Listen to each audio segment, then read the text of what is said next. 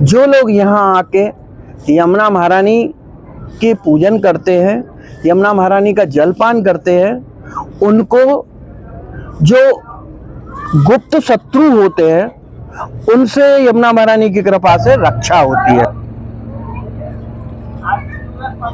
मेरा नाम आनंद स्वरूप, प्रसिद्ध नाम गंगा बाबा।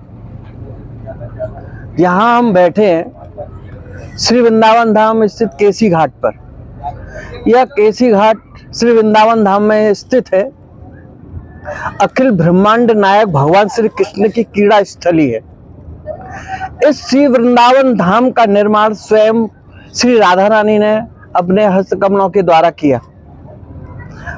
उन्हीं की प्रधान सखी हैं श्री यमुना महारानी। उन्हीं की आज्ञा से, उन्हीं की कृपा से, उन्हीं के मनोरथ से इन्होंने श्री वृंदावन धाम को अपने आगोश में लिया।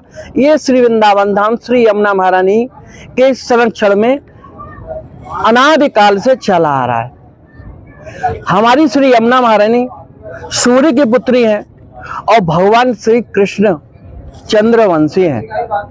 ये दोनों कुलों को, राजा राम के कुल को भी प्रभावित करती है और भगवान श्री कृष्ण के कुल में ये ब्याही हैं। यहाँ श्री वृंदावन धाम में श्री यमुना महारानी का स्वरूप विशेष है।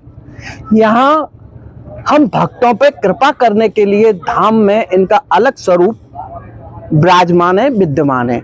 यहाँ जल के स्वरूप में श्री यमुना महारानी अपने बच्चों को पालन करने यहाँ ब्रज में पधारी हैं और भक्तों का निर्माण करने और उनके लालन पालन की जिम्मेदारी श्री यमुना महारानी पे है।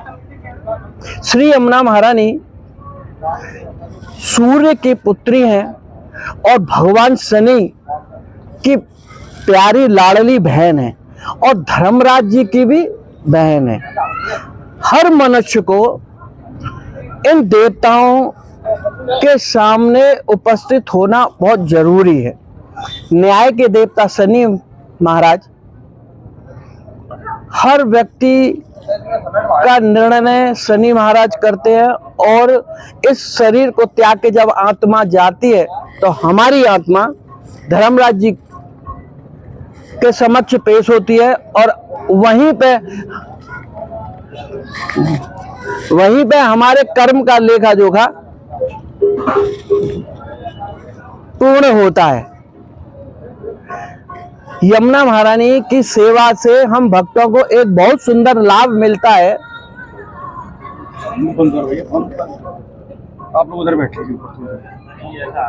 तो यमुना महारानी की सेवा में यहाँ उपस्थित होते हैं या यमुना की आराधना करते हैं, यमुना के अष्टक का पान करते हैं, यमुना सहस्त्र नाम लेकर यमुना पूजन करते हैं, उन पे धर्मराज जी की कृपा विशेष होती है। धर्मराज जी के दो स्वरूप हैं, जैसे उनके दो नाम हैं, एक धर्मराज और एक यमराज। तो जब यमुना के भक्तों से धर्मराज जी मिलते हैं तो धर्मराज स्वरूप में मिलते हैं और जो विशेष प्रकार के भक्त होते हैं उनसे यमराज के रूप में मिलते हैं। यमराज का रूप मतलब थोड़ा सा डरावना है, जो भैंसे पे सवार है, और धर्मराज जी का स्वरूप है सुंदर स्वरूप।